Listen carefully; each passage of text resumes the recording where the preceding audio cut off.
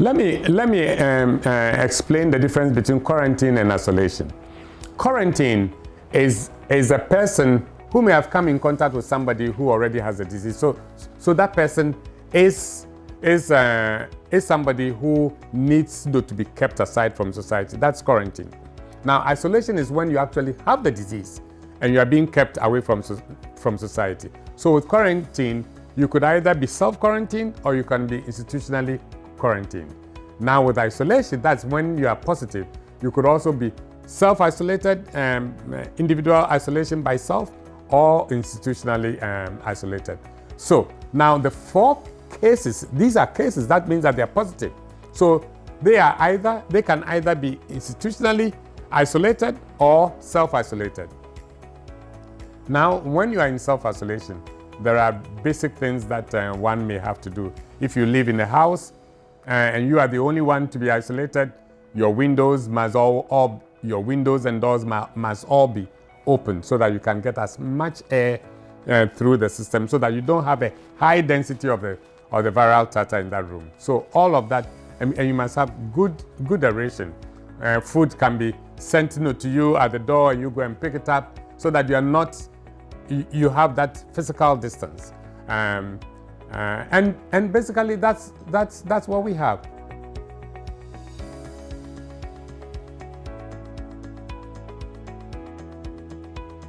We do not have treatment. The fact that we do not have treatment and we do only have supportive management means that if you have the fever, we have to give you fever medication, for the cough as well, for difficulty breathing, to assist with your breathing, and sometimes if it gets worse or bad, and you may have to be put on a respirator, then that's when the critical care comes in. So basically, there is no real treatment or a vaccine that we can use. There is hydroxychloroquine, which is being trialed in the US and in Canada, and also it's my understanding that it's also being trialed in Asia. Now, with the hydroxychloroquine, this is chloroquine, this anti-malarial that has been used over the years. Now, someone noted that we don't have as many cases in Africa as in Asia, and therefore they said, well, Africa, they have malaria everywhere. And it's probably because of the effect that, the protective effect that they've had using chloroquine. So now chloroquine is being trialed. It's my understanding that it has promises, but it's only a trial, so it's not treatment.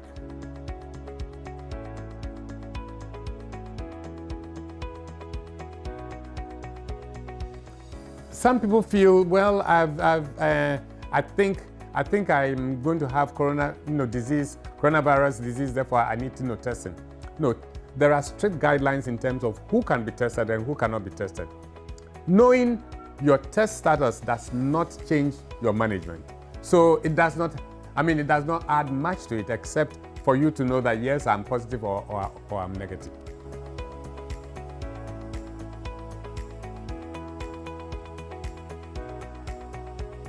We say is that once you are tested positive, you go into isolation for 14 days.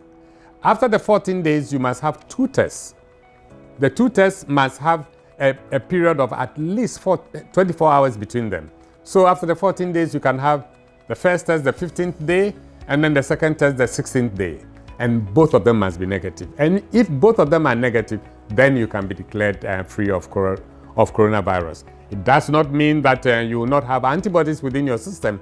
We do not as yet know how long the antibodies last. But they did a study with some monkeys, injecting them with coronavirus disease.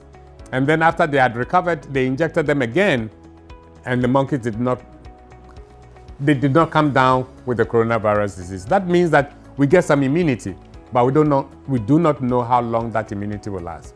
So we have to be very careful. If someone is quarantined, either self-quarantined or institutionally quarantined, that's someone who has been exposed and does not have the disease, has not tested positive. That person should stay in isolation, in quarantine for 14 days. After 14 days, if the person does not have any signs and symptoms for a period of at least 3 days, that person is cleared to join community.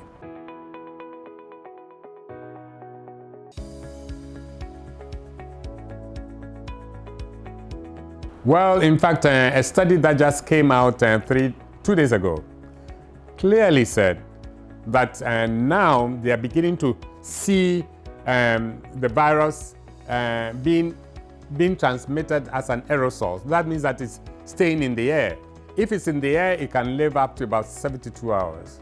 In fact, they said several days, and the average being about 3 days. Now, we never knew this, and in fact, initially our guidance was that at the airports, let's use plastic chairs. Now, if it's on copper, it lasts about 24 hours. However, if it's on steel or plastic, it lasts 72 hours. It's scary.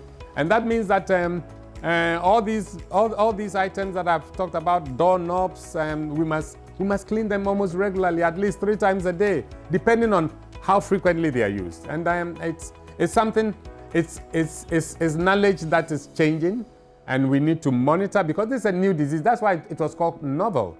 New disease, even though we know is the same SARS. So it's something that we have to monitor, but the findings that we have so far tell us that yes, it can also be transmitted through surfaces, and we need to be mindful of that.